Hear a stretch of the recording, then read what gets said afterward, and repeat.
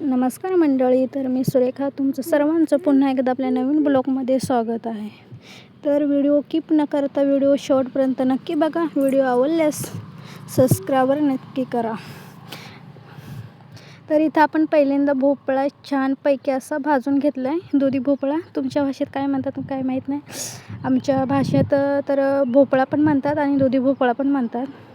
तर इथे छानपैकी आपण दोन्ही बाजूनी भाजून घेतलेलं आहे. तर तुम्ही बघू शकता छानपैकी भाजलेला आहे.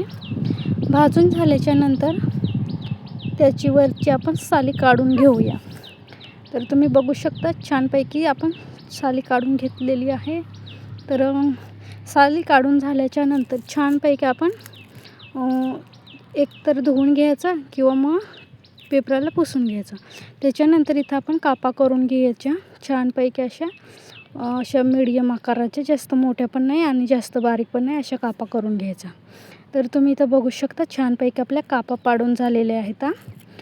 तर बघू शकता, तर इथं आपल्या कापा पूर्ण पाडून झालेले आहेत. तर तुम्ही बघू शकता छानपैकी असे आपल्या कापा पाडून झालेले आहेत. तर व्हिडिओ शेवटपर्यंत नक्की बघा. तर आता आपण इकडं 2 चमचे आपण मक्याचं पीठ घेतलेलं आहे.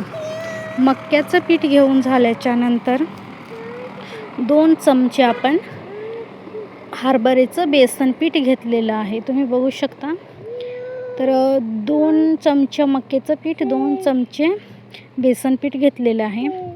त्यानंतर आपण इथं हळद पावडर ॲड केलेली आहे. हळद पावडर ॲड करून झाल्याच्या नंतर आपल्या चवीनुसार मीठ घेतलेलं आहे. मीठ घेऊन झाल्याच्या नंतर आवडीनुसार मीठ ॲड करून घ्या.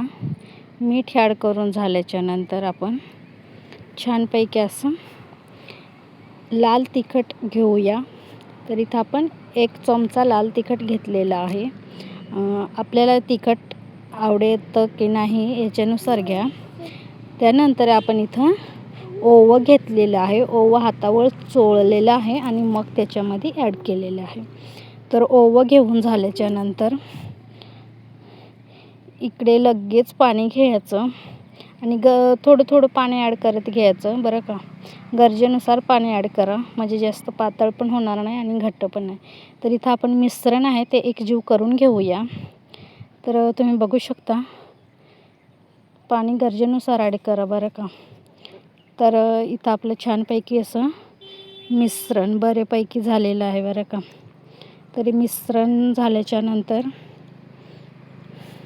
तुम्ही बघू शकता एकजीव पूर्ण मिश्रण झालेलं आहे. तर मिश्रण बघू शकता.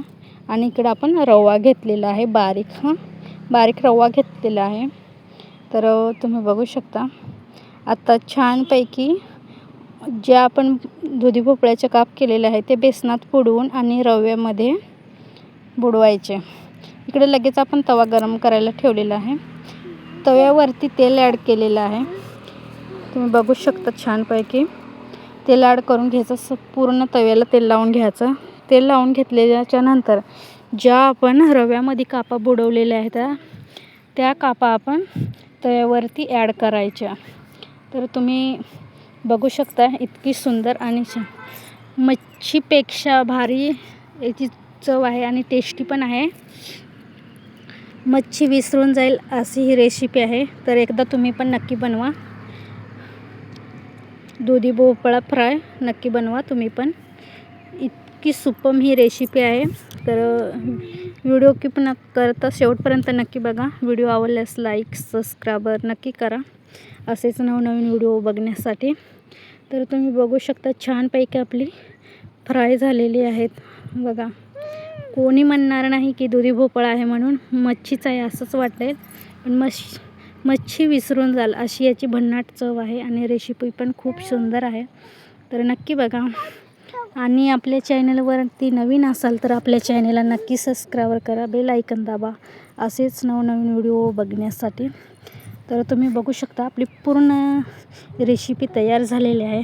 तर पाहण्यावरूनच तोंडाला पाणी सुटेल अशी ही दुधी भोपळ्याची रेसिपी आहे.